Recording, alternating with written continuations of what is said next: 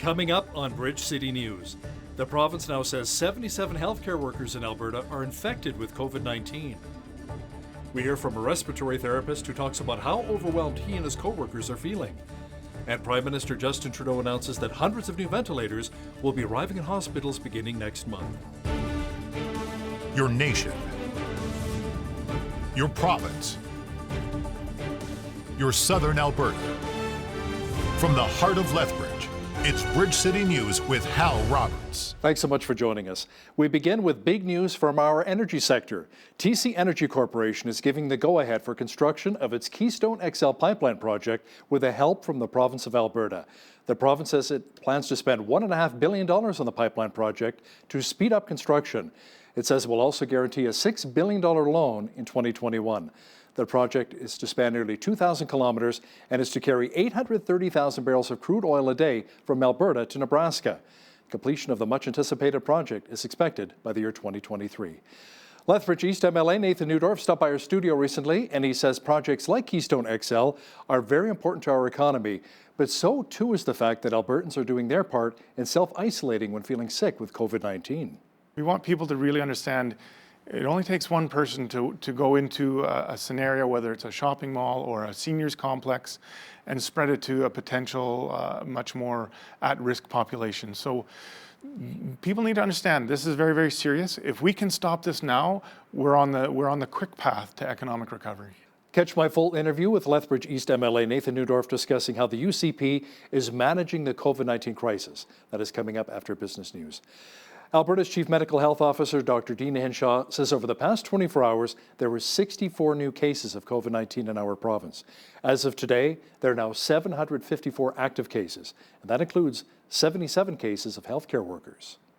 The vast majority of these cases were returning travelers or participants at the bonspiel that I have previously talked about, not cases that were acquired while they were providing care. We continue to refine reporting for healthcare workers, and we will report new information as it becomes available. Sadly, I was just informed of an additional death reported in Calgary Zone at Mackenzie Town Long-Term Care. On behalf of all Albertans, I convey condolences to this individual's family. This is another tragic case of COVID-19 at its worst. We suspect up to 75% of all of the 754 cases that I talked about, our total in Alberta, are the result of community transmission.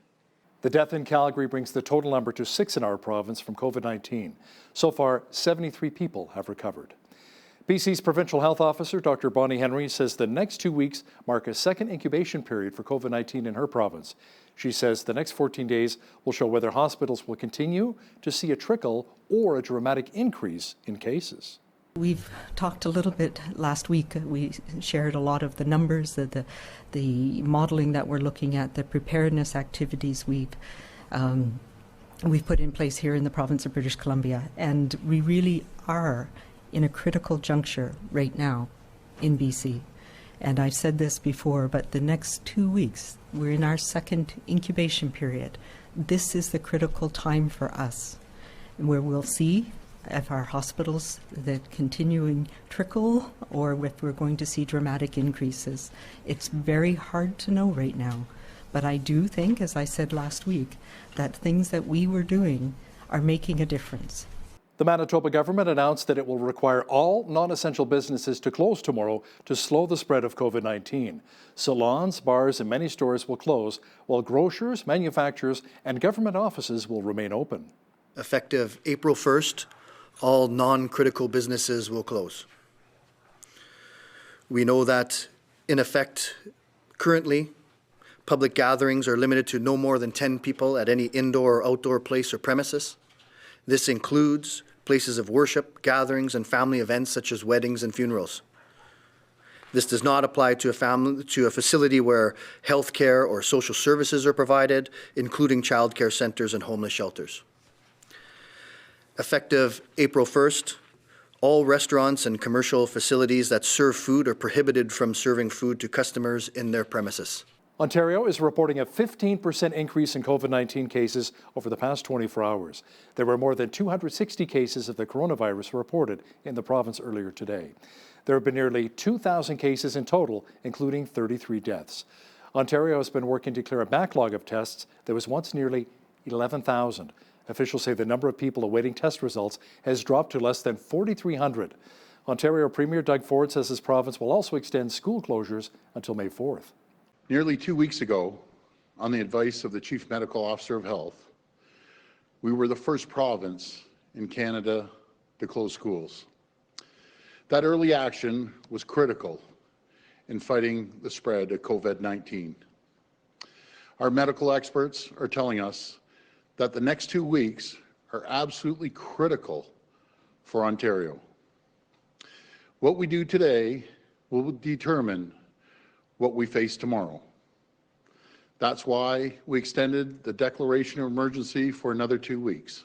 Concerns are growing as the COVID-19 pandemic is reaching more First Nations and rural communities. Deputy Prime Minister Chrystia Freeland says protecting all Canadians is a priority for her Liberal government. When it comes to Indigenous communities in particular, Minister Miller is very, very focused on the specific needs. We heard from Dr. Tam just now that we really appreciate the specific vulnerabilities of Indigenous and Northern communities. And Minister Miller is working closely with Indigenous and Northern communities to understand specifically what they need and specifically what we will need to do to support them. Nothing is off the table. Prime Minister Justin Trudeau says many suppliers have answered a federal call for companies that can make gear and commodities Canada needs to treat people with COVID-19. The government is putting up $2 billion to buy personal protective equipment for health workers and medical equipment such as ventilators. I know that this pandemic has been incredibly challenging for people right across the country, but we're also seeing the best of what it means to be Canadian. From coast to coast to coast, businesses are retooling to produce face shields, ventilators, hand sanitizers, and other supplies our healthcare professionals need. To make it easier for companies to help out during this critical time, we launched Canada's plan to mobilize industry to fight COVID-19 a little over a week ago. In the time since, we've spoken directly to almost 3,000 companies who've reached out to offer their help. When we announced our plan to mobilize industry, we said that we were close to reaching agreements with Thornhill Medical, Medicom, and Spartan Bioscience. Today, we're announcing that we have moved forward with contracts with these 3 Canadian companies to make medical supplies such as ventilators, surgical masks, and test kits. There are around 12,000 respiratory therapists in Canada. Many of them are working long, hard hours in critical care or attending to those who are sick at home with COVID-19. Coronavirus often causes severe pneumonia. Respiratory therapists are on the front lines providing supplemental oxygen for those patients. With such a high demand for these professionals, the Canadian Society of Respiratory Therapists is now seeing some of those specialists coming out of retirement to help those during these trying times. What's really been heartwarming is seeing respiratory therapists who have been enjoying their retirement for a number of years, getting ready to come back to the front lines, and seeing the camaraderie, the support, and the morale boosting that's happening amongst RTs from coast to coast. So when we're seeing an area where respiratory therapists are managing patients with COVID-19 right now, the RTs in other parts of the country that aren't managing them yet at this point in time because it simply hasn't hit there are there to help them with resources, build their morale, and help just remind them that we graduate ready to deal with diseases like this. We've dealt with SARS, we deal with annual influenza outbreaks. This is in our wheelhouse, and RTs across the country are very much prepared and skilled at dealing with diseases like this. South of the border, a respiratory therapist in Chicago says he feels overwhelmed by the coronavirus pandemic. Brady Scott says so many people need breathing machines that simply have not been manufactured yet. What we're finding is a lot of the patients are in need of mechanical ventilators and devices to help them breathe. So it's absolutely critical that they be on the ventilators because otherwise, to be honest with you, they would die. We use these devices to give them all the oxygen we can give them, but we also give them the pressures they need in order to help keep the lungs open. My biggest concern is running out of equipment. and hospitals all over the United States running out of equipment. It's the pandemic. It's just the amount of people that need them. It's the amount of people that are in respiratory failure. Closer to home, the Building, Industry and Land Development Association is lobbying the provincial government to try to designate construction work sites as essential services. As Micah Quinn explains, BUILD is saying that the government should look into this if more businesses are forced to close. The Government of Alberta has provided a list of essential services that they deem necessary to keep in operation during this COVID-19 spell. The Building, Industry and Land Development Association are lobbying the Government of Alberta to look into putting the construction of homes into essential services. Stats Canada says that in January of 2020, building construction went up 0.5% and increased $15.6 billion in Canada. It also says that investment in new housing construction went down in 2017. In a recent interview, Bridget Mearns, the executive officer of the Building, Industry and Land Development Association, says that she hopes the government will consider the construction of homes an essential service. She also says that the company is following health guidelines on construction sites and that workers are maintaining social distancing while on the job. For Bridge City News, I'm Micah Quinn. Despite the challenges with COVID-19, the City of Lethbridge is still offering 2 community grant applications with the deadline set for next month. Groups looking to access money from the Community Capital Project grant will have until April 24th to submit their applications. This grant is for nonprofit groups wanting to build, renovate, or retrofit their facility. More information can be found on the City of Lethbridge website. In January, the Heart of Our City Committee announced grant funding for 21 events to be held in downtown Lethbridge over the next year. The University of Lethbridge announced that it is locking down its campus and will be operating remotely. Over the past couple of weeks, the university has been working to allow students and staff to complete the academic term on remote locations. Going forward, only select faculty and staff will be allowed access to campus for critical research programs and operational continuity. Students in need of Wi-Fi and computer access will continue to utilize Anderson Hall. Everyone on campus will be registered and expected to adhere to strict social distancing protocols. Many businesses in Lethbridge have closed down because of COVID-19. Good Times Comedy Club is one of them. Its owner, John Pogo, says that he's found creative ways to bring in an audience virtually.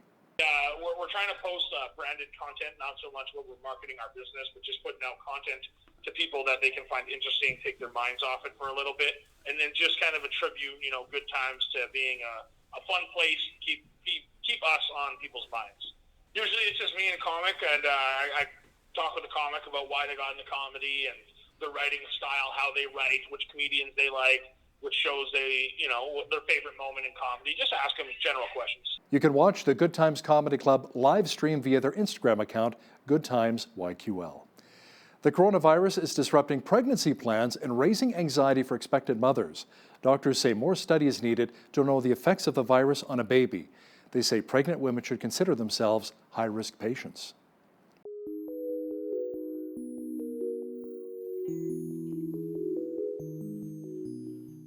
So it was kind of like traumatic, having a plan, like down to the doula, a birth plan, my maternity bag, the baby room set up, and to be in Maryland with like only a few outfits here, to kind of have to regroup and make a new plan has been very difficult.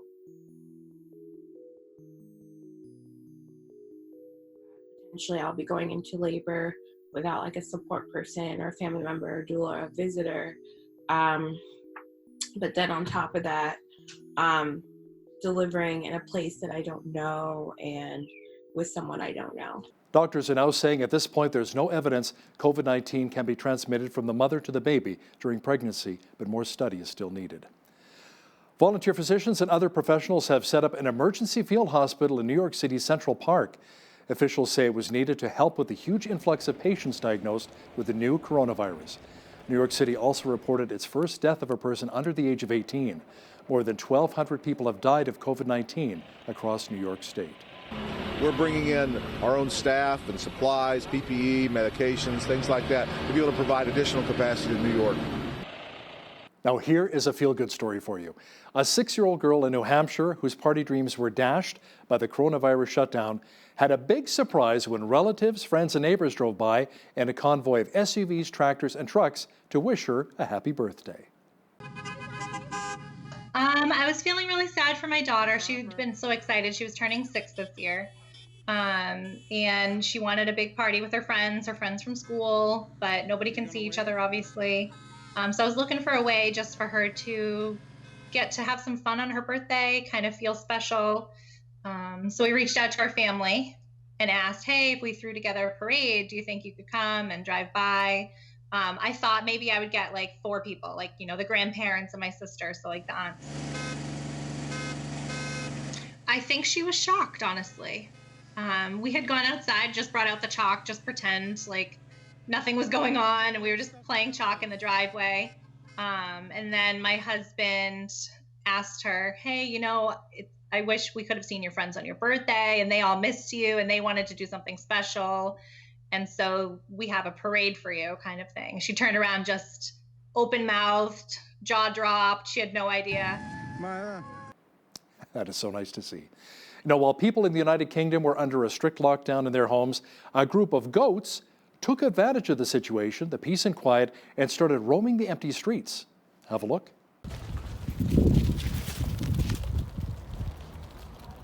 There's no one around at the moment because of the lockdown, so they take the chances and go as far as they can, and they're coming further and further into the van.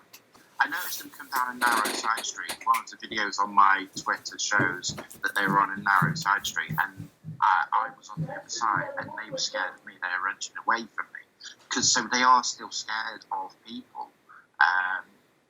But when there's hardly anyone around on the big streets, they are taking their chances. They are absolutely going for it.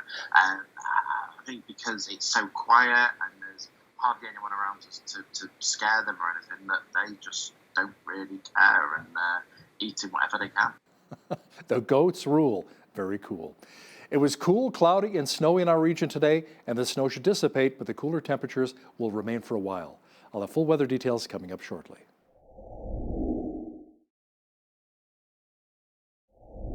It was a mainly cloudy and snowy day in Lethbridge today. We had 2 to 4 centimeters of the white stuff. More snow developing tonight with a low near -13. Tomorrow, flurries tapering off with a high of only -9. Thursday, a mixture of sun and cloud and a high of -9 once again. Friday, overcast and we should get up to -6. Saturday, expect lots of cloud cover with a temperature of -4. Sunday, the mercury should climb to +1.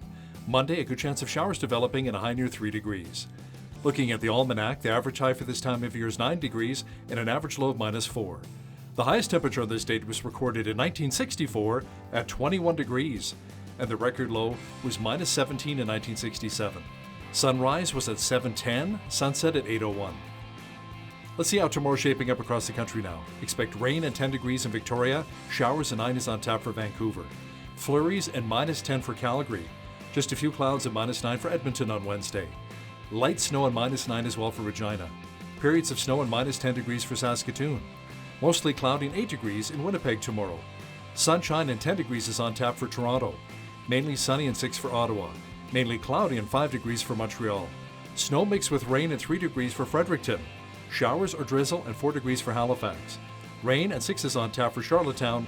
And in St. John's, Newfoundland, expect periods of drizzle and a high near 2 degrees for tomorrow. TC Energy says it will be pushing ahead with the Keystone XL pipeline project. The company, formerly known as TransCanada, says with pre-construction underway, the pipeline is expected to enter service in 2023.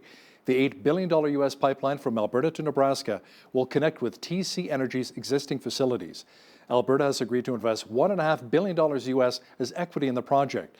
That should cover costs associated with the construction through the end of this year. RBC is predicting Canadian homes resales could dive 30% to a 20-year low due to the economic fallout and uncertainty caused by COVID-19. Experts, however, say the market could rebound next year, aided by low interest rates and a strengthening job market. The report says oil-reliant prairie economies will feel the housing pullback more acutely. Economists say Canada's slight economic growth in January is ancient history. Stats Canada is reporting growth of only 0.1%. That's down from 0.3% in December. Analysts say it was partly due to reduced trade with China and as the coronavirus took hold. Economists say the numbers will be much worse in the second quarter, with a near total halt in activity due to coronavirus mitigation efforts expected to continue through April. An economist with the Royal Bank says March's GDP is likely to show a record decline until it is broken in April. Ottawa has announced financial relief for airports, seeing the revenues plunge as airlines slash flights because of the coronavirus. Finance Minister Bill Morneau says the monthly rent airport authorities pay to Ottawa is being waived for the rest of the year. Morneau says the move will save 21 airport authorities up to $331 million. The Canadian Airports Council calls the move encouraging, but it is calling for further aid in the form of regulatory flexibility and new funds to compensate for lost income. The world's largest hotel company says around 5.2 million guests may have been affected by the second major data breach in less than 2 years. Marriott says the names, addresses, birthdays, and loyalty account information from airlines may have been accessed. Marriott says it is still investigating, but does not believe credit card information, passport numbers, or driver's license information was breached. The company says it will be notifying guests who were affected. Now, here's a look at today's markets. The TSX was up 340 points on the day to 13,378.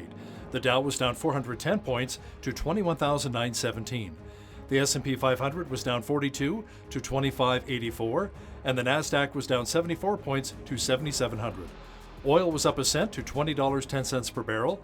Natural gas was down 5 cents to $1.64. Gold was up $1.92 to $15.79.10 an ounce, and silver was even on the day at $13.97 an ounce. Wheat is at $239 per metric ton, barley's at $237, canola's at $469, and corn is at $262 per metric ton. Live cattle were up $263 to $102.20. Feeder cattle were up $1.88 to $123.05, and lean hogs were down $1.75 to $54.80. The Canadian dollar was down slightly on the day to 71.06 US. Recapping one of our top stories this hour, TC Energy Corporation is giving the go-ahead for construction of its Keystone XL pipeline project with help from the province of Alberta. The province says it plans to spend $1.5 billion on the pipeline project to speed up construction. It says it will also guarantee a $6 billion loan in 2021. The project should be online by the year 2023. Lethbridge East MLA Nathan Newdorf stopped by our studio recently to discuss how COVID-19 is impacting our economy, especially here in southwestern Alberta. Watch the full interview with Mr. Newdorf in just a moment.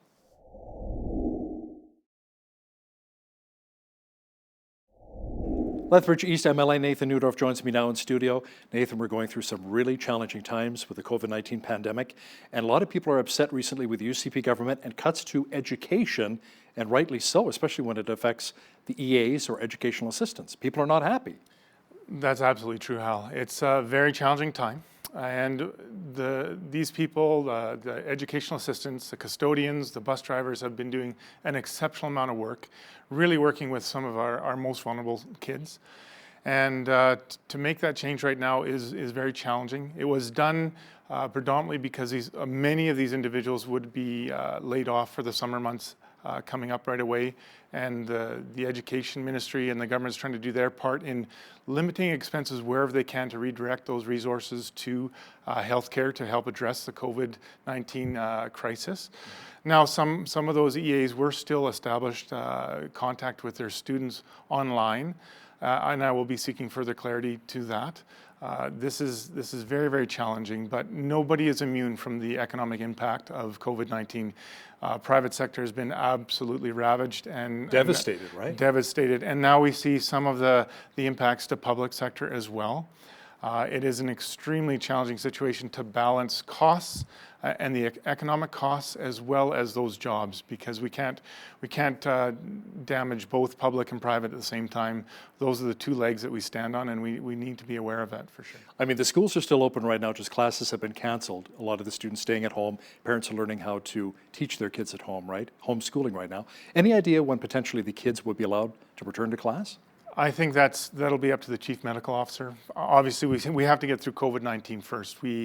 We've seen the numbers continuing to climb, although yesterday the numbers were down a little bit, which is hopeful, but it's far too early to say that we're through the worst of this yet. Let's also talk about the economy. And like you said, it's been devastating on small, medium, and large businesses in our province. In particular, the fact that oil is like $22 a barrel. We see it at the pumps as well. You know, gas is down to 73, 72 cents a liter. In some areas, Walsh, Alberta, outside of Medicine Hat, was 44.9. I mean, I haven't seen numbers like that since I was a kid, and I got my driver's license at 16 with my little Datsun. I mean, this is crazy times right now. How is the price of oil really impacting our economy here? We rely on it heavily, do we not? It is massive. There are two waves to COVID-19. The first wave is health and safety and trying to maintain that. The second is the massive economic impacts that we'll have, and we're just seeing a glimmering of that at this point. But the potential for our economy to be able to recover is a massive focus of the Premier, Cabinet, and all of caucus to say we will get through COVID-19. We will get through the health crisis. We will do the absolute best we can. That's why we're taking the stringent measures that we are. But the next step is how do we retain absolutely core pieces of our economy, private industry, agriculture, the food supply chain, the oil and gas sector. We have to be able to maintain those basic essential parts of our economy so that we can have something to build on when we recover. And forget about balancing the budget for the next short term. I mean, the UCP was relying on, what, $58 a barrel? Hopefully maybe next year, 63. That doesn't look like it's going to happen now. This is a whole new world, Hal. It's a whole new world where our Premier is involved in communications with the highest levels of government in the United States to say if other nations, a part of OPEC, are going to do this predatory dumping into the situation. Like Saudi Arabia? Like Saudi Arabia, Russia. What can we, as North America, maybe the USMCA partnership agreement between Canada, the United States, and Mexico, what can we do to stabilize our economy, make sure that we're on solid foundation first? Why are we allowing other dictatorships around the world to influence us to such great measures? I think you'll be seeing some more announcements to that very, very shortly. Some people I was speaking with as well are not happy about this fine up to $1,000 if you're caught gathering in groups over 15, or maybe you're not self-isolating if you have symptoms of COVID-19. They're saying that's a little extreme. What are your thoughts? Well, maybe it is a little extreme, but extreme times demand extreme measures. And there are some of those in our society that are not taking this seriously.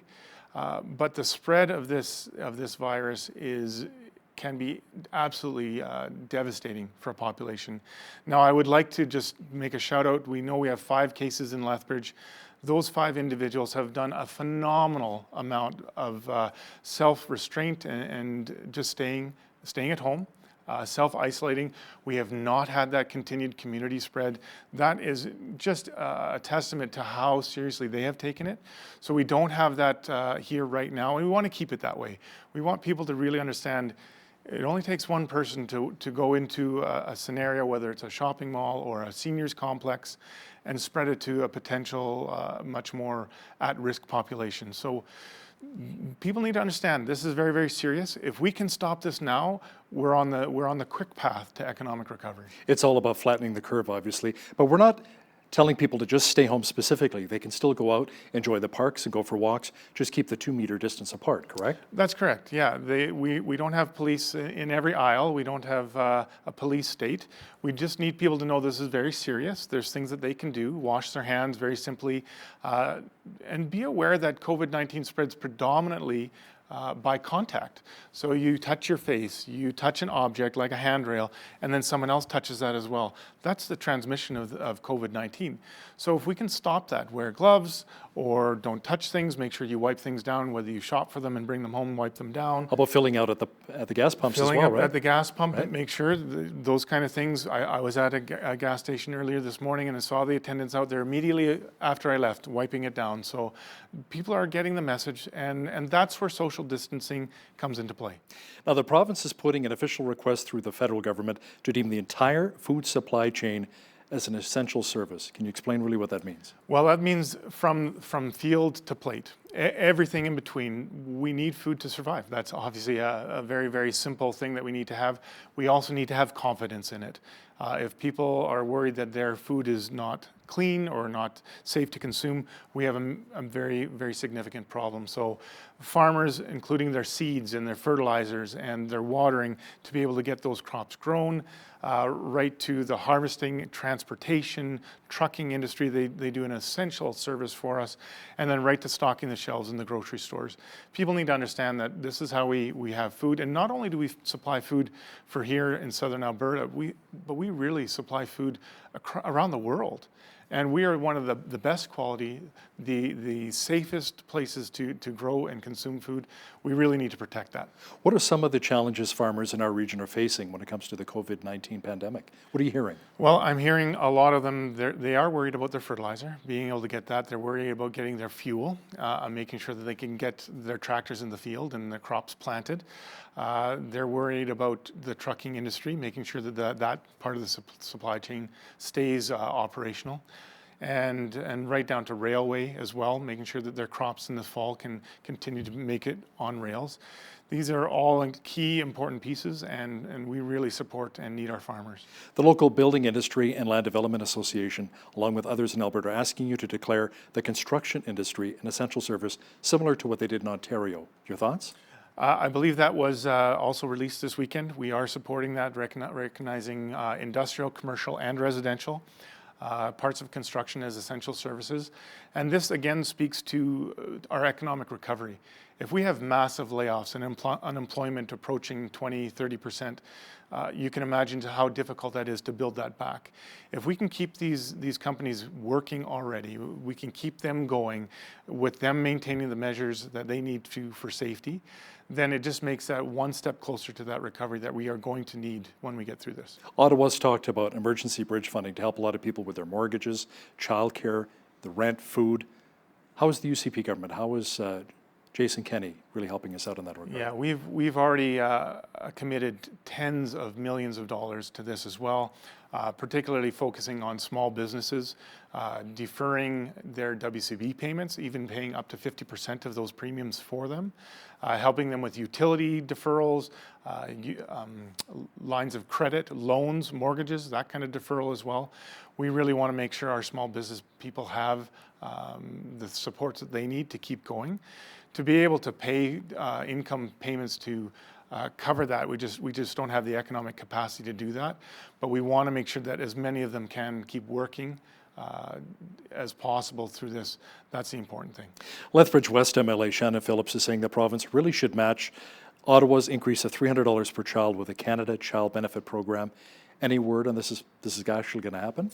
At this point, the province is not considering that. We've gone in different directions to try to keep people working, to try to stop the spread as quickly as possible so that we can get them back to work. Some of those daycares for essential workers have been reopened to help those people with the children so they can be a part of the work. I think as we see the stop of the spread, we'll see those things come back more and more quickly, and that's where we are choosing to put our supports right now. I understand as well, Nathan, that BC is looking at providing $500 a month rent for a period of 4 months to help out anyone not able to pay their rent, similar to my kids actually in Ontario right now. Is Alberta considering something similar? Not right at this time. What we've done instead is we've put a moratorium on evictions for the month of April alone. This doesn't mean that tenants don't have to pay the month of April's rent, that they get off scot-free. This is not blanket, but what we want to do is we want to make sure that those who need help seek out their landlords and come to an arrangement to make sure that those payments are made in a deferred way that they can manage. There's lots of supports out there for the emergency interim funding from the Alberta government, $1,156, I think it was, one-time payment to cover 2 weeks to help them cover the rent. But landlords as well need to make sure that they continue to have that income so that they aren't put at threat. And they need to know that this is a 1 month deferral only, and that tenants need to work with them to make sure they make an arrangement.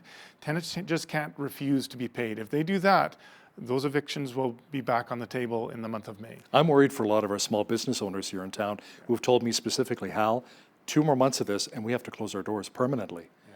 That's a scary situation, considering how many small businesses, how many people they employ across the province, small to medium businesses.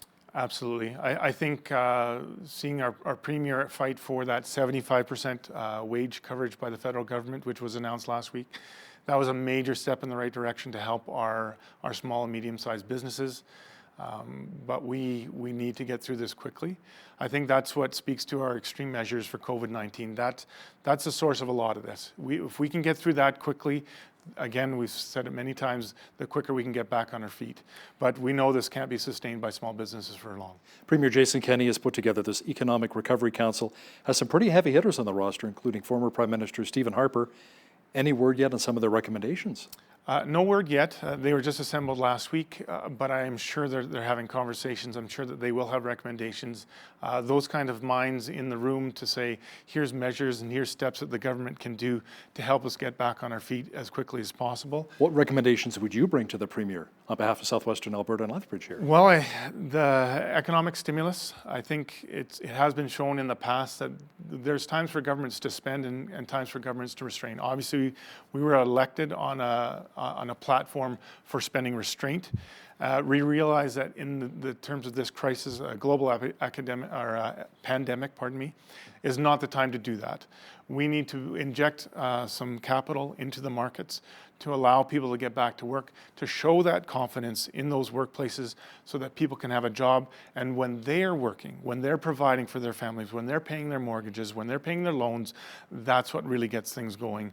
And we need to see that as quickly as possible. So I'm hoping for that stimulus package. There's a few projects in Lethbridge I've spoken to before, whether it's with help from the federal government for the airport, whether it's help for our ag industry in terms of Highway 3 twinning or the exhibition park expansion.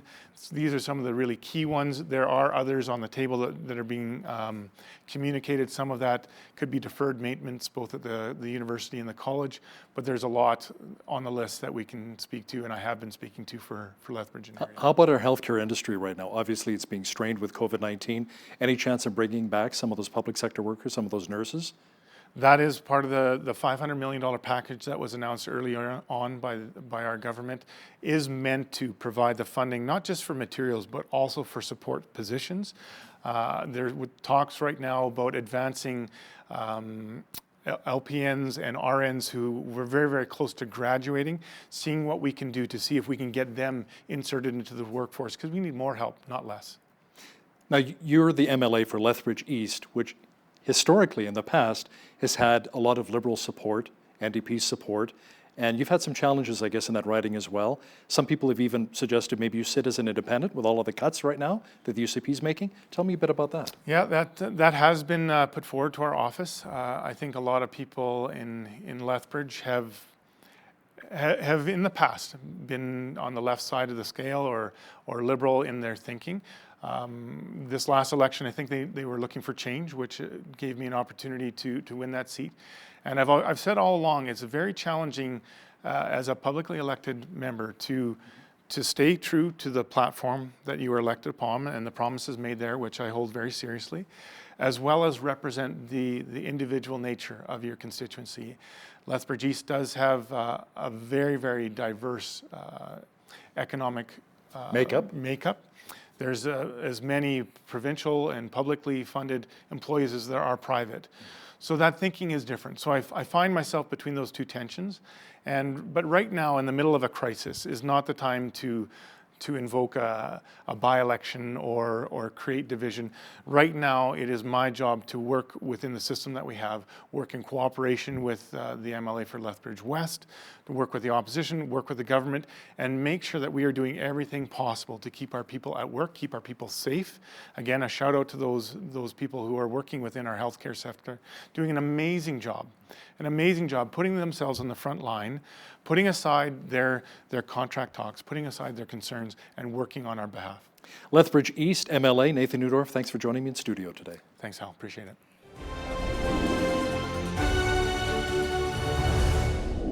Marriage, it is often blissful for the first 6 months, and then real life kicks in after the honeymoon fades, and then the hard work begins. What are some of the keys to a successful marriage to help keep the romance going? Joining me at the desk today is Kelly Stickle, lead pastor with My Victory Church, and his lovely and talented bride, Joylyn Stickle, also with My Victory. Thanks for joining me on BCN here, you guys. Thank you for having us. It's great to be here. Yep. Ladies first, how long have you guys been married? 23 years this year. Wow. Does Yep. it feel like 23 or No. No? No, I feel like No. I'm 18, so that doesn't do Oh. that. Yeah. That's no, awesome. it when you look back at the time when you weren't married, it seems like forever ago. Yeah.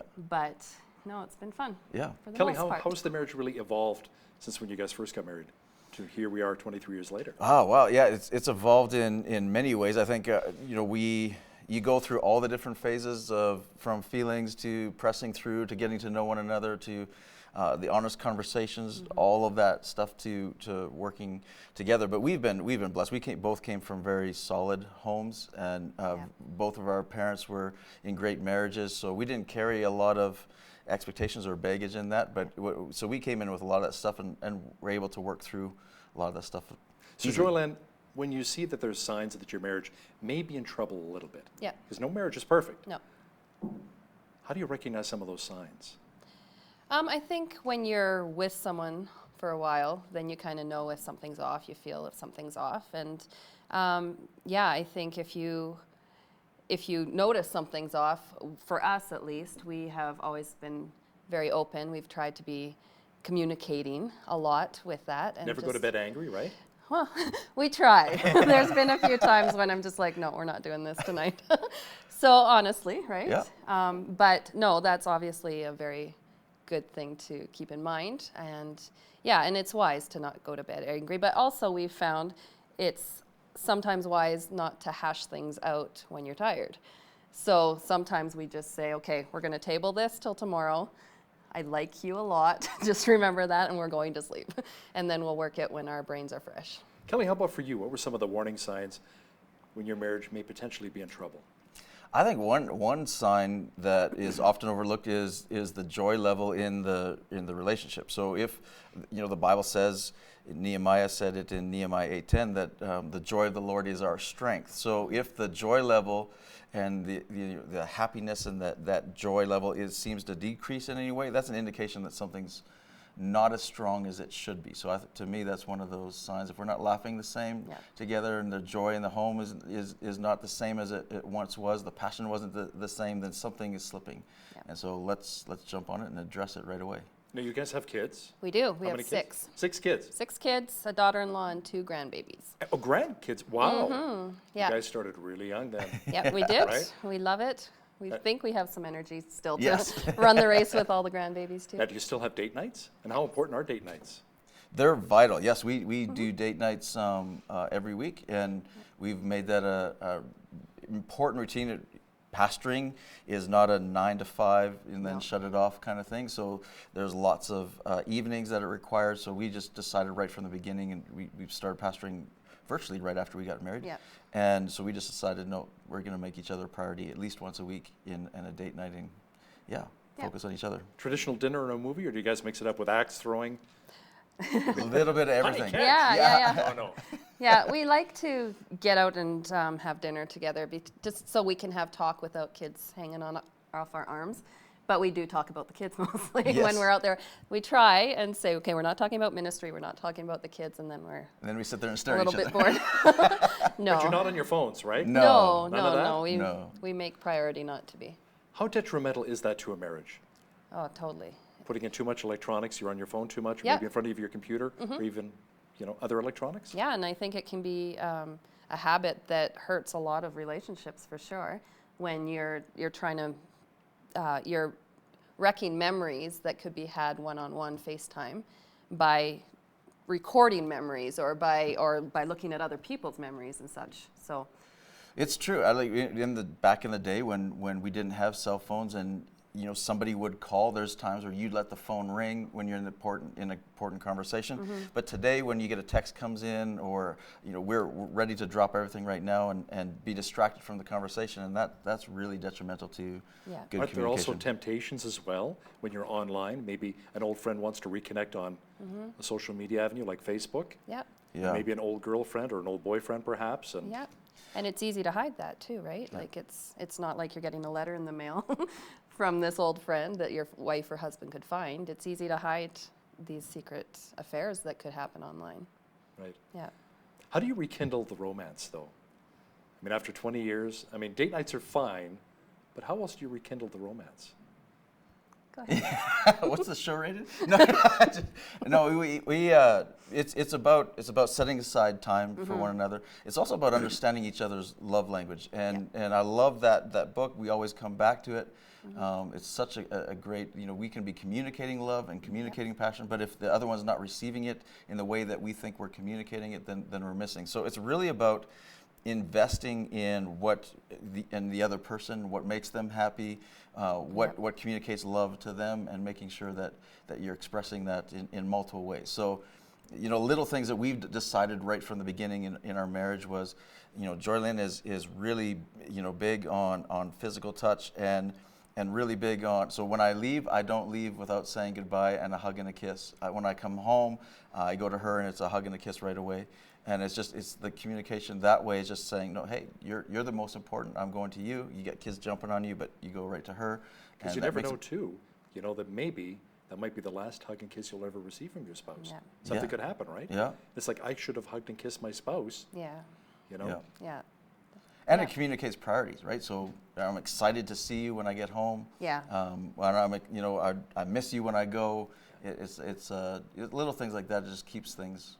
And then text throughout the day or little sweet nothings here and there or whatever it might be is, just romance. We still flirt with each other. Yeah, we still flirt with each other. Yeah, we like that. I've talked to other couples as well that say another thing you could do with your love language is maybe do the dishes. Or maybe the hubby can make dinner, maybe once a week or twice a week. In the summertime, a lot more. Yeah. We've got the barbecue going, right? Yeah. So if we want to keep the family alive, we do that as little as possible. That's right. Well, but I mean, those are simple things you can do as well as a husband, right? Or Yeah, as a wife. exactly. Just little things like that. Yeah, and things, they don't have to be big romantic gestures and going away for the weekend or whatever. And those are fun. Like you said, the date nights are fun, but no, it's all the little things along the way that show that you care and show that you're priority to each other. How important is it to have something in common? A lot of people say opposites attract, it's better, the yin with the yang, there's proper balance that way. She's an introvert, I'm an extrovert, but we make it work. But I don't know, the older I get, my wife and I have been married for 30 years, I'm thinking having more things in common, similarities, works better, more effectively for a successful marriage. What are your thoughts? Yeah, I think the longer you are married, the more things you do get in common, I think. The more things like my husband loves football, and he likes to say that I'm a huge fan of football, but I am a huge fan of him, and so I enjoy sitting down and watching it every once in a while with him. And his reactions? Yeah, well. And the tears that fall? I like when we're winning. But no, I think it's, you kind of love your person, and so you love what they love. And then there are some times when, like, we've always been in ministry, as he said, and so that's a huge passion beyond a job for both of us. And so that's our life, right? Like our ministry and our family. And so those things are huge commonalities that we share. But as far as hobbies and such like that, we love the motorcycle. Yeah. We love the motorcycle, and we enjoy doing things that the other likes to do as well. Now you support him in football. What do you support Joylyn with? Maybe some of her passions. Yeah, well. Go to the opera, the ballet. We watch some movies once in a while. Chick flicks. Yeah. He does. Yeah, I do. Yeah. Yes, he does. He doesn't fall asleep though, does he? No. Okay. No, he's very. And I try hard not to mock any of them. It's good. If he's quiet, then it's good. How about when it comes to kids, making time for yourselves and say, kids, we love you guys, we'll die for you guys, but right now this is mom and dad time. Mm-hmm. Yeah, hugely important. And my kids, because we homeschool them, they're home with me all the time. And Dad's home quite a bit too, just the way he is. He tries to be home as much as he can between the meetings and stuff, and we'll pop into his office and all that. So they get to see him. It's not like they're desperate for both of us by the end of the day because they've seen us throughout the day. So yeah, we don't feel bad about saying, okay, you can go. Even screens are great babysitters every once in a while, where you say, go on your screens and we're gonna just sit and talk, and it works sometimes. Yeah, we try to do a holiday at least once a year where it's just the two of us. Yes. And we do holidays with the family, but we have at least a week where the two of us just go away, and that's important. Mm-hmm. How important is respect when it comes to a relationship? Oh man, it's utmost. Yeah, it's vital. I think even respecting who these people are, who your spouse is, and like you had talked about the love languages, and understanding that, okay, my love language is physical touch, but that doesn't necessarily mean that that's how he's going to feel love, but he knows that that's how I naturally show love. So just kind of respecting who each other is and understanding that and going with that. Yeah, I think love is talked about often, but I think respect is not talked about enough. I think it's a vital part of people will focus on love and the feeling of love, but I think respect is the showing of value at another level for each one. And it's always focused on just the men need it, men and women need respect too. Yeah. What about forgiveness? Yes, Like huge. some couples go through an affair, other couples go through whatever else, some traumatic experience in their relationship. And the person says, I'll forgive you, but I'll never forget. Mm-hmm. And I think forgiveness needs to be separated from trust too. Like that's a whole other issue for sure. But yeah, forgiveness is for yourself. And I think if you're waiting for the other person to need that forgiveness or to ask for that or to reciprocate it, then you're gonna be waiting for a while probably. So I think forgiveness is for your own health. Yeah, it definitely it's about self, but forgiveness is like Joylyn said is different than trust, and we mix those things up, and I think the idea that we forgive and forget, I think that's a misnomer as well. I don't think there's certain things that you can't forget, but the ability to forgive is a choice to not hold against the other anymore, and that's freeing for yourself when you forgive your spouse. But that's also freeing for the relationship. So it's vital. We're all human beings. We're all fallible. We're all going to hurt one another. We're all going to make mistakes. So forgiveness is invaluable to a relationship. When Julie and I first got married in 1990, I was working in radio, and a lot of broadcast journalists, you pay your dues all over Canada. You know, you travel, you go from station to station. But one good thing that we really realized in the early years was that we had to rely on each other and God. We didn't have any outside interference from other family members. As much as we love our moms and our dads, but sometimes, they can interfere, especially when you first get married. So would you give that kind of advice to other couples as well, to maybe kind of distance yourself, maybe create a little separation with maybe some moms and dads? Yes, I do a lot of premarital counseling, and I advise, especially for newlyweds, when they first get married, is keep a healthy a separation between, parents, and because if we run to our parents with everything that she did wrong, then mom and dad are going to take that resentment, and it's going to create tension in the family. But we dump on mom and dad what she did wrong, but then we don't say, well, we made up and she apologized and all of that. Mom and dad are still walking around with this resentment, and it creates tension. And so be careful whose shoulder you cry on, but also the Bible does say leave and cleave, right? So it does say leave the parents, and so there has to be this healthy separation, saying, hey, I don't need mom and dad like I did before. I'm leaving that necessity in order to focus on our marriage, and she's the most important thing now to me. And I guess at the same time, if you ever want marital advice from your parents, let's say they're married 30, 40, 50 years, it's kind of cool that you can go talk to them as well, right? Yeah. Absolutely. Because chances are they've been down the same road that you guys are going down. Yeah. Absolutely. But make sure that your spouse is aware that when you're talking to mom and dad that we're having this conversation, this is what we talked about, and so that there's no expectation of tension as well, feeling like, okay, you're dumping on them about me. That makes it awkward as well. So just be honest with one another what the conversation is. That brings me to secrets. Yeah. How dangerous are secrets between couples? Outside of the fact that you don't know what I got you for Father's Day or for your birthday, right? There are no secrets. She always knows what I'm getting for presents. For like, presents. Oh, I'm like, I can never. She's like, you got me this. Oh. It's all right. He gets me It's what all I good. want then.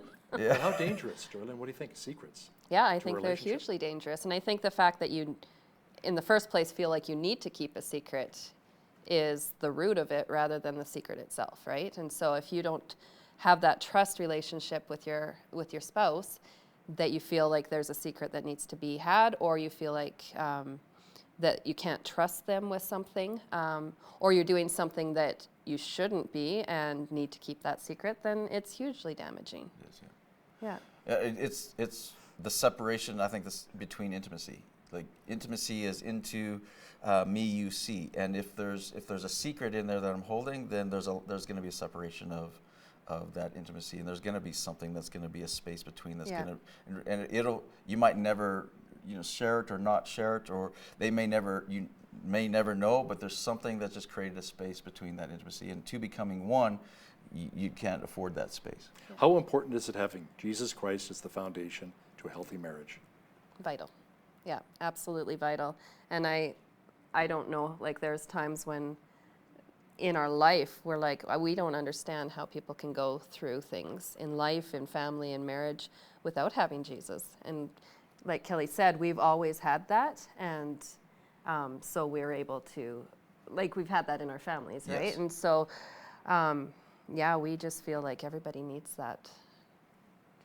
Yeah, I would say, yeah, I totally agree. I think the best analogy that I saw was the picture of a triangle, and the further, the base of the triangle is the furthest separation between there. If God was at the point of the triangle, the closer that we get to God as it goes up the triangle, the closer we get to one another. Mm-hmm. And if one goes up and one doesn't, gets closer to God and one doesn't, there's still a separation in space. But the closer we get to God, the closer we get to one another. So I think He's the center, and it's vital for a healthy marriage. That's a pyramid scheme I can get behind. Yeah, there we go. Absolutely. Joylyn Stickle, Kelly Stickle with My Victory Church, thanks again for joining us here in studio.